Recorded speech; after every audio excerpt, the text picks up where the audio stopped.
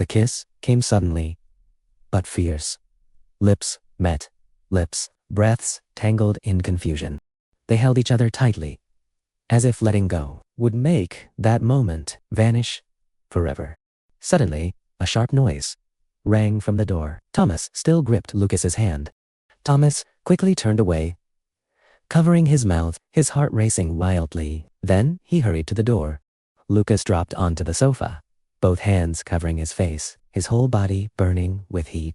When Thomas turned away, Lucas kicked wildly, in the ire from sheer excitement. Across the room, Thomas walked with a small bounce, trying hard not to laugh. At the door, he closed his eyes, took a deep breath, trying to calm himself.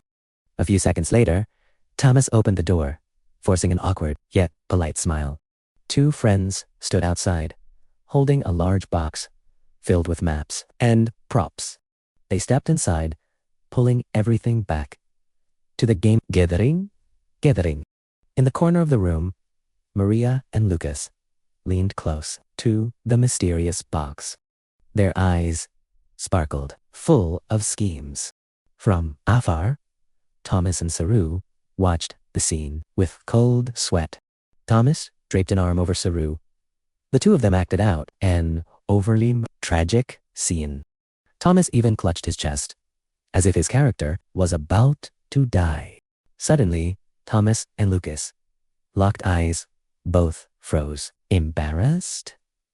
At that moment, Maria stepped forward and covered Saru's mouth. She shot a warning glance, as if guarding a very big secret. Maria turned back to the prop box, a strange smile spreading across her face. Suddenly, the door burst open. With a powerful kick, Emily appeared, loud and dramatic. Everyone froze. Emily cleared her throat, adjusting her posture, full of self-satisfaction. She dramatically announced the arrival of herself and Stella. Stella stood behind, with a basket of pastries. Quickly correcting her, she gave Emily a stern look, subtly reminding her to behave properly. Stella smiled and handed out pastries. Lucas took one, a little shy. In another corner, Saru crossed his arms, pouting in annoyance. He even mocked and teased Stella, making the vein on her forehead twitch. Maria stood nearby, rolling her eyes with a sly grin. The atmosphere in the room remained noisy. Tabru and Stella argued fiercely. Lucas stepped between them, pushing their faces away from each other. The verbal fight stopped just before it exploded. But right after that, they hugged, praising each other as if they had never argued. From afar, Emma and Maria simply watched, far too used to this scene. Amid the noise, Lucas and Thomas quietly stood side by side. Their eyes found each other again. That kiss from earlier remained a sweet secret, shared only by the two of them. Lucas slowly narrated, letting everyone's imagination unfold. A cold, damp space. Before them, a massive stone chamber, the ceiling arched like an ancient dome. Dim light washed over rough walls. Across the room, a dark wooden door, standing silently, smooth, no handle. The silence let a sense of hopelessness spread slowly through the air. Lucas murmured, "Perhaps this was a dead end." But Stella's white-haired character refused such an easy ending. Lucas called for a check. The group's fate rested entirely on the dice. A high number appeared. Everyone held their breath. In imagination, the white-haired girl discovered trap plates hidden beneath the stone and traced a narrow path to the door. She stepped forward slowly, each step precise. Upon that fragile path, Emma in a black cloak walked beside Stella, the centaur girl with curved horns. They moved into an ancient stone corridor. Ahead, a cold iron gate. Emma's brown-haired character stopped before the gate, her eyes thoughtful. Then the scene cut back to reality. In reality, Emma held a red die. Her eyes sparkled mischievously. She tossed the stone toward the farthest plate. The die rolled and stopped on a high number. Lucas looked at the result. Worry clearly showed on his face. In imagination, the cloaked girl threw the stone with all her strength. A thunderous blast erupted. The entire corridor burst into flames. The three remaining characters froze, eyes wide, in horror. Back at the table, Thomas plucked his lute softly. Done. Lucas continued. The traps triggered in sequence. The iron gate slammed shut. The escape route vanished. All the players simultaneously shouted Emma's name. Lucas coldly read the fire damage. The number sounded like a sentence. Emma simply smiled, utterly satisfied. In imagination, Maria's horned elf held her ground in the flames with her staff. Lucas called for another check. This time, for Maria. The die rolled. A low result. Lucas's sly smile appeared. Maria's character collapsed onto the scorching stone, consumed by fire. Saru and Thomas's characters stood frozen when a small object dropped between them. From above, the leg of a monster crawled down, dry as bone. A gigantic creature emerged, red eyes burned in the darkness. The characters stepped back, their faces filled with fear and disgust. The pinkhorn girl clutched a glowing book, a fragile light amid the nightmare. The monster lunged downward with a shriek that tore the air, aiming straight for the item on the ground. Suddenly, everything vanished. Lucas smiled. In reality, the session ends here. Next time, we'll begin. From the action turn, the climax left hanging. A shout of outrage instantly behind the game table. The four gathered, their eyes were sharp and cold, as if ready to deal with someone. Meanwhile, Emma remained completely calm. In another corner, Emma asked Stella if she needed a ride home. It was already late. Stella smiled softly, agreeing. Their gazes met, warm and gentle. Not far away, Saru suddenly wrapped his arms around Maria from behind. Laughing, he joked that he was kidnapping her. He leaned down and placed a soft kiss on her forehead. Maria gently closed her eyes. But when he noticed she looked a little tired, he immediately held her closer. Maria admitted she felt a little dizzy. Saru touched her cheek, softly telling her that if it got worse, she must tell him immediately. Then they shared a deep kiss, quiet yet certain. Lucas announced the game had to end here. Emma and Stella offered to help clean up the table. Lucas refused, saying he and Thomas would finish it. He also reminded everyone to report how much HP they had left. After the explosion, a few people laughed. Others only sighed in exhaustion. As they prepared to leave, Thomas draped an arm over Lucas's shoulder, saying he would walk him back to the dorm. Lucas's face turned bright red. He could only mumble a shy thank you. Lucas walked ahead. Still flustered, Thomas quietly watched him. At the door, the group waved goodbye. Stella glanced at Emma as if teasingly blaming her. Emma simply smiled, but her eyes were full of suspicion. She stepped closer to Thomas, whispering a question. Thomas immediately turned away, his cheeks flushing red. Suddenly, Emma grabbed Thomas's shirt. Lucas turned back and asked what happened. Emma quickly let go, forcing an awkward smile. Then everyone left. The room was left with only the two of them. When the door closed, Lucas let out a quiet sigh of relief. Thomas looked at him, his gaze growing deeper. Lucas lowered his head, hands clenched, saying he was fine. Thomas chuckled softly and began teasing him. Just one sentence was enough to make Lucas blush intensely. In his confusion, Lucas accidentally said he never expected his first kiss to come so soon. Both of them froze instantly. Thomas let out a quiet laugh. He stepped closer, placing a hand on the wall, calling Lucas by his nickname. Lucas lowered his face, confessing that he had started to hope. But he feared he was too strange, so he kept apologizing. Lucas covered his face, his shoulders trembling slightly. Thomas lifted his chin, his eyes gentle. He said Lucas was his whole world. There was no more distance. Their lips met in their first kiss, trembling yet intense. All worries faded away. They held each other tightly, as if afraid the moment might disappear. When the kiss ended, Lucas stood there, stunned, his face burning red. Then, suddenly, he turned and ran off, using the excuse that he had to write notes.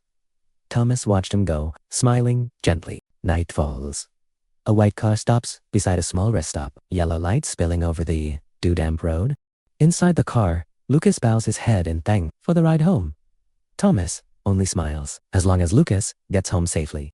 Lucas blushes under the light and softly asks whether he could stay the night again sometime. Thomas passes.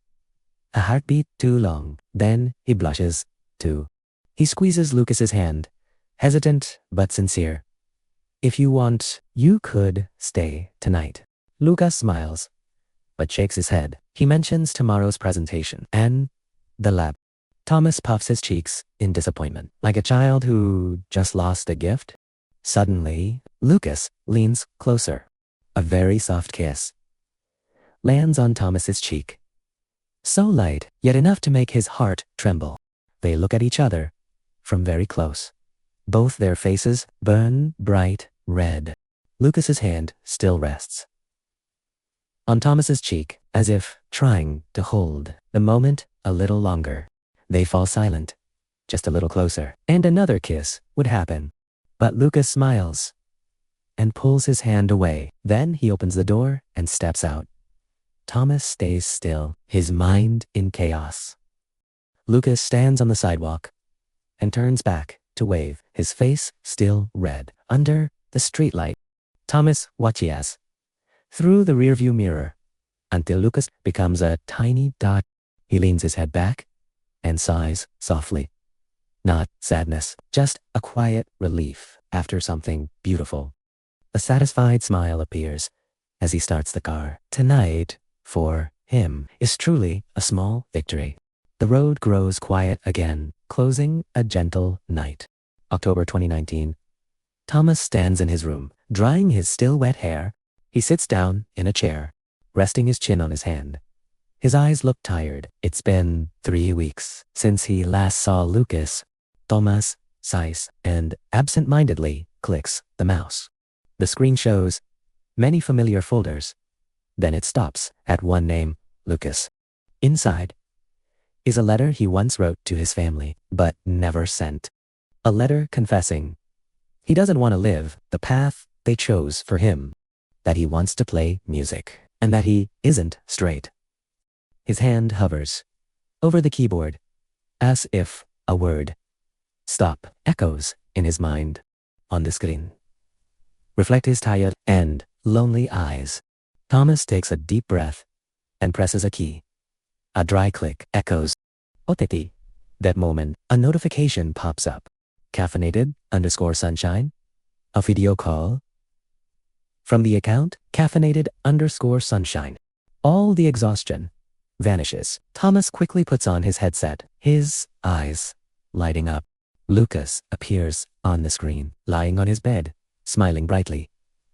He says the big things are finally over. Thomas rests his chin on his hand, asking about the presentation. Lucas excitedly says he presented first and didn't stutter anymore. Thomas looks at him with proud eyes. That confidence makes him feel like he's witnessing something precious. They tease each other about the sweater Lucas is wearing. The sweater, now called our sweater. They both laugh and then fall quiet, yet they can still feel each other's presence through the screen. Lucas drifts to sleep. Without noticing, the laptop remains open. Thomas quietly watches that face. Just seeing Lucas makes his world grow gentle again. The sunset drapes the tall building. In a soft, violet glow, the distant mountains fade into the evening light. Inside the art studio, Emma leans toward the easel, her eyes focused. As she finishes the portrait, Stella sits as the model, her gaze curious, yet impatient. Emma simply smiles. Mischievously, she calls Stella in a coaxing voice, like soothing a little princess. Stella instantly pouts. She turns her face away, crossing her arms, like a child whose gift was hidden. Emma notices. Her smile softens. In Emma's eyes, there remains only warmth and a hint of pride. She sets the brush down, then turns the easel to reveal the painting. At that moment, the whole room seems to glow. Stella jumps up and rushes closer. In the painting stands a radiant girl. Amid soft pink hues, her hands lift. The scales of justice, flowers bloom around her, and that face looks strangely like Stella. Excitement suddenly turns to shock. Stella stands still, her cheeks flushed red. The painting is not just a portrait. It feels as if it touches something deep within her. Emma stands behind her and begins telling an ancient legend. Her voice is slow, like opening an old book. This land was born from the fall of the gods. Among them was the goddess of life and balance. She carried the scales that kept the world from chaos. Wherever she walked, flowers blossomed, but she did not bless the land. She was searching for her brother, who had vanished. At last, she found him. He had been saved by a mortal woman. Moved by such kindness, the gods blessed this land, and Star Valley was born. Stella falls silent. She looks at the painting again, as if it touches a distant memory within her. Emma excitedly talks about her project. She wants to paint the birth of Star Valley and its gods. And Stella was chosen as the model because her aura looks exactly like that goddess. Then Emma asks Stella to model again for another painting, the god of void and cycle. Stella stands frozen for a few seconds, as if pulled into Emma's gaze. When she comes back to herself, she can only whisper, "The painting is so beautiful. It makes people afraid to breathe too loudly." Emma bursts into bright laughter. All thanks to a truly beautiful model. Stella instantly turns bright red. Her heart races wildly. Emma stands beside her, giggling softly at that adorable reaction. The painting session ends in an atmosphere both shy and sweet. Em begins cleaning her brushes. Stella wishes her good luck for the upcoming test. As they leave the studio, they start talking again about Thomas and Lucas. The pair still hasn't officially started dating. Both of them feel impatient and amused, like helpless viewers watching a very slow romance. They arrive at Lucas's apartment complex. They keep checking messages, but there's no reply. Emma unlocks the door with a spare key. They step inside and freeze. Lucas lies, curled on the floor. His hands clutch his chest, his body trembling, his breathing broken and uneven. Emma goes pale. Stella covers her mouth. In horror, all the gentleness of the afternoon vanishes. Only a chilling fear remains.